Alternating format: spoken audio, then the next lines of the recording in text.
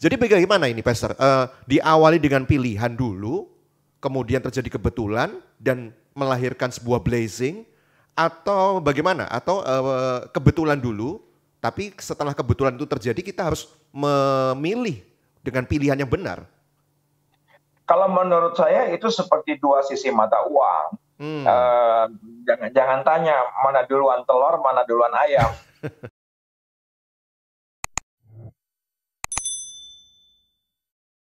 Hai, selamat datang kembali di podcast saya Gideon Yustianto. Kebetulan, what a coincidence. Anda di golongan yang percaya atau nggak percaya dengan kebetulan. Kalau kita lihat dalam kehidupan pribadi kita masing-masing, mestinya banyak loh kejadian-kejadian yang kita anggap kebetulan gitu ya. Dan ini nggak tahu kebetulan atau enggak, saya juga lagi bisa podcastan sama pastor yang amat sibuk menggembalakan di GBI Sawangan. Ada Pastor Muhammad Riza Solihin. Hai, shalom Pastor. Shalom, apa kabar? Wah, baik, puji Tuhan, puji Tuhan. Oke, nampak masih sehat, masih semangat dan waktu itu saya lihat doanya juga masih bisa merasa dengan baik, bisa membawa dengan baik, artinya nggak kena COVID. Padahal saya kebetulan habis kena COVID, Pastor. Oh ya? Iya. Tapi sekarang sudah jadi penyintas dong, nggak perlu vaksin. Nah, itu kebetulan yang akhirnya melahirkan sebuah keberuntungan buat saya gitu kan. Saya juga bisa menolong, menenangkan mereka yang kena COVID. Mereka kan biasanya panik. Saya pernah merasakan di sana gitu kepanikannya ya. Tapi paling tidak saya bisa membantu mereka, jangan panik gitu loh. Saya pernah mengalami, nanti kamu mengalami fase ini. Jangan panik, sembuh kok. Gak mati. Saya selalu menenangkan begitu. 90% sembuh kok. Iya, itu satu pengharapan yang baru buat kita semua yang melegakan ya. Oke, Pastor. Jadi saya baru tahu juga ternyata di dalam Alkitab itu ada kalimat kebetulan. Padahal orang Kristen itu kan nggak ada lah yang kebetulan itu. Semua dalam rencana Tuhan. Tapi ternyata di satu kisah tentang Ruth, dan waktu itu kebetulan disebut dia ada di tanah milik Boas, akhirnya jatuh cinta dan menikah, dan dari garis keturunannya akhirnya kalau dirunut itu mengakhirinya ke Yesus gitu ya. Nah coba waktu itu nggak kebetulan ada di ladang si Ruth ini ada di ladang milik Boas, mungkin tidak ada kelahiran Yesus. Tidak ada kelahiran Yesus artinya tidak ada kebangkitan. Tidak ada kebangkitan berarti tidak ada masa depan buat kita gitu ya Pastor ya. Betul ya? Kalau secara teologis memang Tuhan bisa pakai siapa saja. Iya. Mungkin juga bukan Ruth. Mungkin juga bukan Ruth. Mungkin siapa Tuti atau siapa Tina. Mungkin saja Tuhan. Tetapi bagi Ruth itu adalah sebuah blessing. Betul. Bagi Ruth itu adalah sebuah blessing. Karena bagaimanapun juga Ruth itu adalah perempuan kafir. Nah, itu loh. Dia perempuan kafir. Dia minoritas. Dia bukan apa-apa. Dia bukan siapa-siapa. Tetapi dari sini memang kalau kita ngelihat kebetulan apa yang terjadi dengan Ruth 2 ayat yang ketiga itu lahir dari pilihan-pilihan. Yang mana itu kan jelas bahwa Elimelech bersama dengan Naomi ada di Moab 10 tahun. Itu juga sebuah pilihan daripada dua anaknya. Yang besar pilih Orpa, yang kecil pilih Ruth. Itu sebuah pilihan. Dan setelah kedua anaknya wafat, setelah Elimelech juga wafat, itu juga pilihan. Naomi kembali pulang. Orpa juga adalah sebuah pilihan menurut saya. Dia tidak ikut ibu mertuanya. Itu juga sebuah pilihan. Dan itu sah-sah saja menurut saya. Sah-sah saja. Kenapa sah-sah saja? Karena bagaimanapun juga Moab lah kampung halamannya Orpa. Orang tuanya Orpa ada di sana. Social life-nya Orpa ada di sana. Masuk akal juga. Dan saya juga, tidak melihat hal ini sampai dengan Rut pasal yang pertama ada faktor Tuhan. Iya. Kenapa?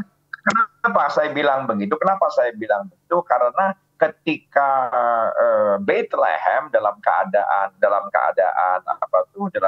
kering, dalam keadaan kerontang, Elimelech bersama Naomi dan kedua anaknya ke Moab juga tidak ada indikasi mereka berdoa. Iya. Makanya Anda mengatakan tidak ada faktor Tuhan sepertinya gitu ya di sebelumnya ya. Sepertinya tidak ada faktor Tuhan, tapi pasti ada faktor pilihan. Pilihan daripada individu yang ada. Saya juga tidak melihat bahwa Naomi berdoa dan dia pulang. Saya juga tidak melihat ada indikasi yang namanya bahwa si Ruth juga berdoa. Tetapi memang Alkitab kita itu kita harus lihat dari satu sisi. Ada satu sisi yang kita lihat, mungkin di situ tidak ada Tuhan, tapi yang pasti ada karya Tuhan. Betul. Amin. Saya kasih contoh Kidung Agung. Kidung Agung tidak ada kata Tuhan, tetapi ada karya Tuhan. Bagaimana seseorang yang bisa jatuh cinta dan itu digambarkan. Seperti Esther, tidak ada kata Tuhan. Tidak ada kata Jehovah, tidak ada kata Yahweh, tapi jelas ada karya Tuhan. Saya kalau baca perjanjian lama, saya suka melihat Yesus dalam perjanjian lama. Walaupun tidak tertulis Yesus, tidak tertulis Tuhan, tetapi ada karya Yesus. Kenapa? Karena kalau di situ ada kejatuhan daripada manusia, kelemahan manusia, saya yakin di situ ada karya Tuhan. Karya Tuhan. Jadi oleh karena itu betul tidak ada kata Tuhan, tidak ada, tapi karyanya itu nyata. Ya, kembali karya Tuhan itu kan harus bekerja sama dengan pilihan-pilihan kita, dan kebetulan pilihan daripada Ruth seperti yang tertulis di kitab Ruth. Oke. Meskipun yang disebut karya Tuhan di sini, Pastor, mungkin karya itu bisa sesuatu yang bikin kita nggak nyaman. Karya sesuatu yang membuat kita ini menderita, mungkin seperti itu ya. Seperti dikatakan bahwa dalam segala sesuatu bahwa Tuhan itu turut bekerja gitu loh dalam karyanya. Betul. Oke. Jadi bagaimana ini, Pastor? Diawali dengan pilihan dulu, kemudian terjadi kebetulan dan melahirkan sebuah blessing. Atau bagaimana? Atau kebetulan dulu, tapi setelah kebetulan itu terjadi kita harus memilih dengan pilihan yang benar. Kalau menurut saya itu seperti dua sisi mata uang. Jangan tanya mana duluan telur, mana duluan ayam. Saya nggak bisa jawab. Iya. Jadi, tetapi kalau kita mengurut dari apa yang terjadi dengan kitab Rut, jelas itu adalah pilihan terlebih dahulu. Baru ada kebetulan. Kalau kitab Rut. Tetapi kalau dalam kehidupan orang percaya karya Tuhan, terus Bapak tanya, mana yang harus lebih duluan? Yang mana? Telur dulu atau ayam dulu? Kan kadang-kala yang terjadi dalam realitas sekarang itu kan kita anggap kebetulan gitu kan. Tapi setelah kita mungkin apalah dengan doa, setelah damai sejahtera, akhirnya kita memutuskan sebuah pilihan gitu kan. Termasuk ceritanya Anda ini, Pastor Reza, kalau dirunut hari ini jadi gembala di GBI Sawangan, ternyata dulu malah nggak kepikir gitu ya, gereja kecil, Anda sudah bertumbuh di gereja yang besar, sudah merasa nyaman di sana, tapi hanya karena sebuah insiden waktu mengendarai mobil, Anda trauma untuk menuju ke gereja di mana biasa Anda bertumbuh di sana, gereja besar padahal gitu. Sehingga Anda harus lewat jalan yang sama. Nah, iya, jadi akhirnya lewatlah di jalan itu gitu ya. Dan akhirnya kok memutuskan di GBI Sawangan waktu itu, pertimbangannya apa, Pastor? Pertimbangannya memang satu adalah si kecelakaan itu, di mana kalau saya ke gereja yang lama harus lewat jalan yang traumatis itu. Saya ini ada sejarah sedikit. Saya ini di antara anggota keluarga, saya ini yang paling terlambat bisa nyetir. Oh, I see. Nggak apa-apa, it's okay. Saya ini paling terlambat. Saya ini paling terlambat bisa setir. Saya ini bertahun-tahun pacaran pun pakai supir. Karena saya nggak mau belajar. Kan nggak apa-apa. Nggak apa-apa kayak bos. Kayak bos disupirin gitu. Ya pokoknya saya malas aja gitu. Saya malas aja tabrakan, gana gini. Nah, tiba-tiba kantor di mana saya bekerja memberikan mobil inventaris itu. Itu adalah mobil pertama saya, jadi terpaksa saya harus bisa setir. Iya. Nggak ada fasilitas sopir. Itu mungkin juga jadi faktor kebetulan gitu ya. Saya dipaksa, yang biasanya harus karena posisi saya ketika itu masih asisten manajer tidak punya fasilitas supir. Yang punya fasilitas supir di perusahaan itu adalah general manager ke atas. Iya. Tapi itu juga hebat banget gitu, perusahaan lokal, tetapi asisten manajer dikasih mobil inventaris juga hebat. Kalau boleh tahu mobilnya apa waktu itu? Suzuki Forza. Wah, sudah hebat tuh di zamannya. Nggak hebat lah, tetapi maksudnya. Ya lumayan lah. Ya, asisten manajer soalnya. Iya lumayan, bensin dibayar, tol dibayar, parkir dibayar. Karena memang itu adalah inventaris dari kantor. Jadi saya merasa bertanggung jawab dengan mobil itu. Saya harus setir dengan baik, bukan saya tabrak orang tabrak spion saya. Nah, dari kejadian itu sudah dihati-hati, tapi ya ada aja gitu orang nabrak. Padahal tuh milik inventaris kantor gitu. Dan di sana Anda sudah mulai trauma gitu, grogi ya. Di lokasi kejadian itu. Betul. Udah gitu. Setelah saya ke Sawangan 3-4 kali, saya merasa nyaman. Kenapa saya merasa nyaman? Karena Senin sampai Jumat saya berkantor di Sudirman. Jadi dari rumah harus berjibaku, pergi gelap, pulang gelap. Karena untuk masuk ke kantor jam 8 itu harus pergi jam 6 kurang 1/4. Betul, macet soalnya. Jadi soalnya macet. Ini Jakarta. Iya. Pada zaman itu pun sudah seperti itu gitu. Iya. Jadi saya di satu sisi punya pemikiran sama Elsa sama Bella, wah iya ya Papa nih Senin sampai Jumat ke Jalan Sudirman, jangan sampai hari Minggu Papa ke Senayan. Capek banget hidup saya tinggal lama di jalan. Iya, menua di jalan. Menua di jalan. Aduh, terus akhirnya betul GBI Sawangan orangnya sederhana, maaf. Mereka yang namanya jemaat sedang ibadah, mereka pakai sendal ditaruh di luar, berlumuran lumpur karena mereka menuju gereja harus lewat jalan yang becek. Udah gitu sorry, saya lagi duduk di sebelah gitu, ibu-ibu netein, ya bebas-bebas aja di gereja itu. Seprimitif itu gereja kami. Iya. Nah, tapi Anda katakan nyaman, padahal kalau dibandingkan dengan gereja yang pertama itu kan gede banget dengan fasilitas wow. Anda bertumbuh di situ.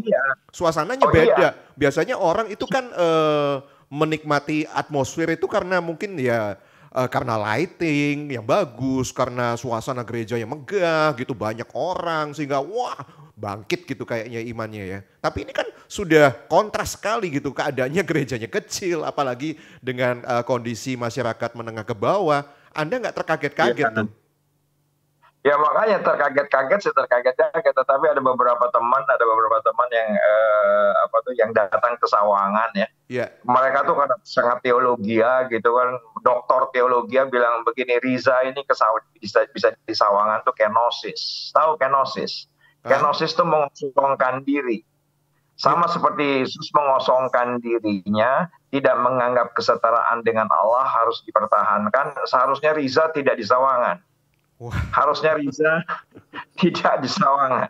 Ya saya tahu persis itu. Dengan berjalannya waktu dalam pelayanan, saya banyak kali ditawari di luar negeri untuk jadi gembala, di gedung-gedung Jakarta untuk jadi gembala sidang. Ya saya nggak tahu, ya itu Tuhan lah yang saya sampai detik ini begitu nyaman. begitu damai, begitu ya saya ingin lakukan sesuatu untuk Sawangan dan sekitarnya. Iya, sampai akhirnya menjadi gembala GBI Sawangan sampai hari ini ya. Itu dari peristiwa kebetulan, tapi Anda kemudian melanjutkan dengan pilihan yang benar gitu ya. Ya. Oke. Jadi sama kalau kita memang baca di Rut 2 ayat 3 ini ya. Saya baca untuk Anda, betul. Pergilah ia itu Rut, lalu sampai di ladang dan memungut jelai di belakang penyabit-penyabit. Di situ kalau saudara lihat ada kata kebetulan loh ternyata di Alkitab itu ya. Saya baru menyangka ini. Kalau jadi sebelum koma kita harus baca bahwa Rut tidak tahu di ladang siapa. Iya betul, dia nggak ngerti. Jadi ya karena kita menganggap itu tahu karena kita sudah baca sampai perikop selesai. Iya. Ini kan saya cerita ujung-ujungnya gitu kan. Kita sudah dengar dari banyak pendeta itu adalah ladangnya Rut, ladangnya Boas. Tapi sampai sebelum kata kebetulan kita harus sepakat bahwa Rut nggak tahu. Ya benar, Naomi tahu bahwa ada satu orang yang harus menebus, tetapi dia nggak tahu bahwa Rut ketika itu mantunya akan pergi ke ladang siapa. Betul. Iya. Lalu maka menjadi koma kebetulan, kata kebetulan ini menjadi sesuatu yang sangat kuat. Iya. Dan Anda sempat mengutip sebuah quote. Ini quote Anda bahwa kalau kebetulan demi kebetulan itu terus terjadi bagi orang yang bebal, nggak percaya gitu ya, yang kebetulan, selalu cari alasan gitu untuk menjadi alasan bahwa itu memang kebetulan gitu ya, nggak ada ikut campur tangan Tuhan gitu. Tapi kalau Anda bilang orang pandai, orang smart ya, kalau pakai logika, dia pasti akan cari polanya. Nah polanya ini kayak gimana nih? Kebetulan ini kan dirangkai satu-satu gitu. Dia belajar pola itu. Tetapi di atas orang bebal dan orang pandai, Anda mengatakan ada orang yang percaya. Nah kalau orang percaya, dia menghadapi kebetulan-kebetulan ini, dia malah akan mencari Tuhan. Anda sebut begitu ya? Mencari Tuhan dan melakukan kehendak Tuhan. Nah ini, jadi artinya mari kita sambut kebetulan dalam hidup kita dengan kita lebih percaya lagi untuk mencari Tuhan gitu ya. Nah satu lagi, satu eksposisi yang Anda jabarkan di kitab Ester ya. Waktu itu suasananya dunia dipegang oleh Ahasiweros ya, yang berkuasa. Dan dicatat dalam Ester 6 ayat 1, pada malam itu juga raja tidak dapat tidur, maka bertitahlah baginda membawa kitab pencatatan sejarah lalu dibacakan di hadapan raja. Dan dari situ didapati satu catatan tentang Mordekai yang pernah memberitahukan bahwa Bigtan dan Teres dan orang sida-sida raja yang termasuk golongan penjaga pintu tidak berikhtiar untuk membunuh Raja Ahasiweros. Maka bertanyalah raja, kehormatan dan kebesaran apakah yang dianugerahkan pada Mordekai oleh sebab perkara itu? Jawab para biduanda raja yang bertugas pada baginda, kepadanya tidak dianugerahkan suatu apapun. Itu gara-gara raja nggak bisa tidur, insomnia, nggak tahu lagi mikirin apa insomnia. Buka catatan sejarah gitu ya. Terus dia kaget loh. Di situ kok ada catatan Mordekai menyelamatkan dia gitu ya. Akhirnya dari sana cerita berlanjut gara-gara raja nggak bisa tidur. Ya ini ya bisa jadi kebetulan gitu ya. Jadi seolah kan raja ini hutang nyawa gitu sama Mordekai, nggak jadi dibunuh orang-orang Yahudi. Kita tahu kan bahwa Mordekai dari golongan Yahudi. Nah kalau waktu itu misalnya tidur aja gitu ya, atau minum obat tidur lah kalau insom. Seandainya minum obat tidur lah, itu kan musnah semua orang Yahudi. Artinya ya tidak ada lagi gitu sejarah Yesus dalam kehidupan kita orang percaya gitu ya. Betul. Ya itu segitu hebatnya gitu yang namanya karya Tuhan. Kita menganggap itu adalah kebetulan. Kita menganggap itu adalah kebetulan. Kita setuju itu adalah kebetulan. Tetapi ya kembali Esther itu tidak ada kata Tuhan, tidak ada kata Yahweh, Jehovah. tapi jelas itulah karya Tuhan. Dan bagian daripada karya Tuhan bikin orang nggak bisa tidur. Jadi saudara kalau nggak bisa tidur tuh ada karya Tuhan juga loh ya, jangan mengeluh. Kembali tadi Mas nyebut orang percaya. Ya. Orang percaya, orang beriman ketika ketemu dengan kebetulan itu akan mencari dan melakukan kehendak Tuhan. Iya.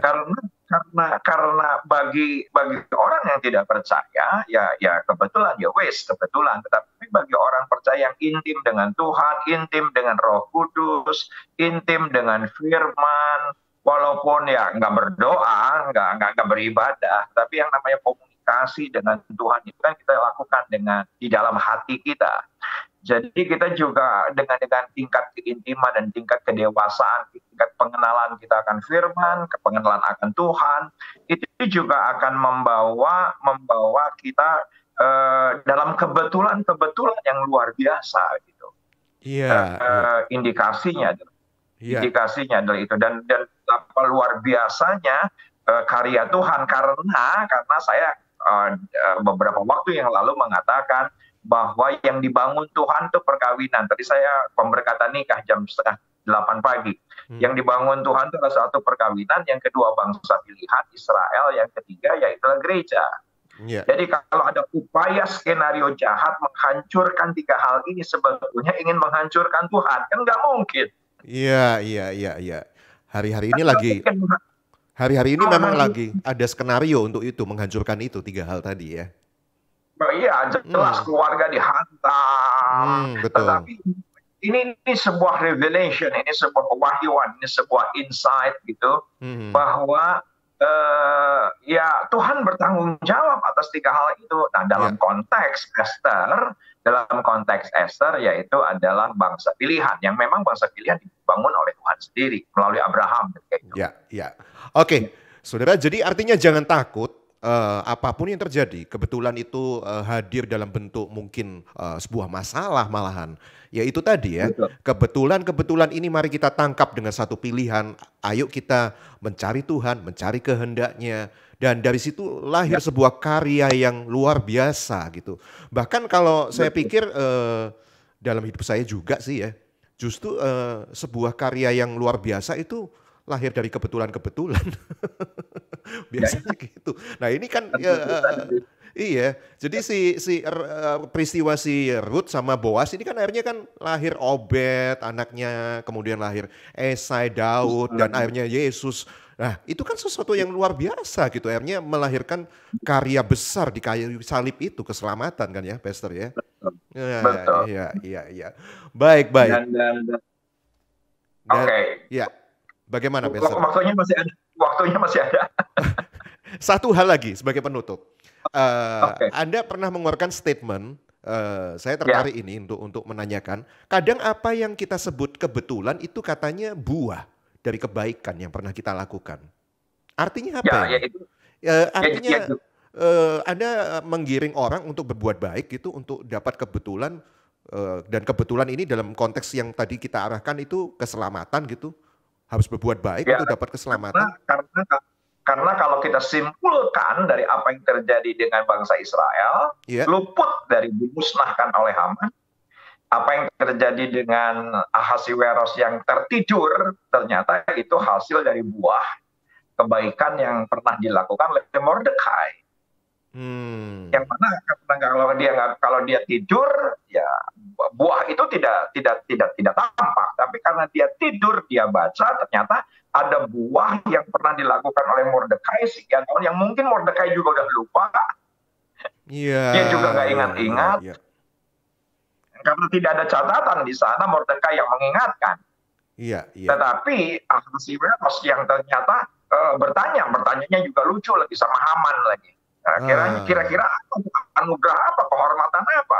Kalau kita baca ayat di bawahnya, ekspresinya kuat. Haman kegeeran, kayaknya gue mau dikasih gitu kan, kayaknya gue nih mau dapat apa-apa. Ternyata yang pancang sula yang untuk dia, untuk Mordekai, malah untuk siapa? Untuk Haman. Jadi kita bisa ngerti apa yang dibilang kitab Galatia, jangan jemu-jemu berbuat baik. Sampai datang waktunya kita akan menuai. Yang jadi masalah menuai itu bukan di belakang. Iya. Menuai itu bukan depan. Yang di depan itu adalah menabur. Yang di tengah adalah membaca. Menuai di belakang. Iya. Jadi kita nggak pernah tahu tuh dengan kebetulan, tetapi keintiman kita, kedekatan kita, pengenalan kita, kedewasaan kita akan Tuhan, kita akan tahu bahwa itu adalah jawaban. Iya, amin. Oke, jadi kadang-kadang kita juga bisa menuai sebuah kebaikan dari tempat yang mungkin tidak pernah kita tabur.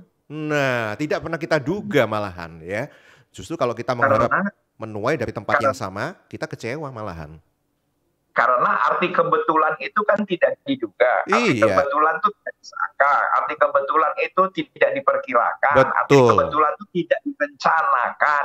Tetapi kalau kita melihat bahasa perjanjian baru, itu digunakan Paulus dengan konteks bahasa yang lain. Apa yang tidak pernah kamu lihat, apa yang tidak pernah kamu dengar, apa yang tidak pernah timbul dalam hatimu, itu yang Tuhan sediakan. Yes. Yang itu adalah kita anggap kebetulan, padahal bukan karya Tuhan. Iya. Apa yang tidak pernah kita lihat, apa yang tidak pernah kita rasakan, itu kan artinya nggak pernah kepikir, kita anggap itu kebetulan gitu ya dalam konteks perjanjian baru. Iya. Oke, Pastor, nampaknya waktu sudah habis, tapi ini perbincangan asik sekali ya. Thank you so much, God bless untuk Pastor Reza Solihin. Sehat selalu.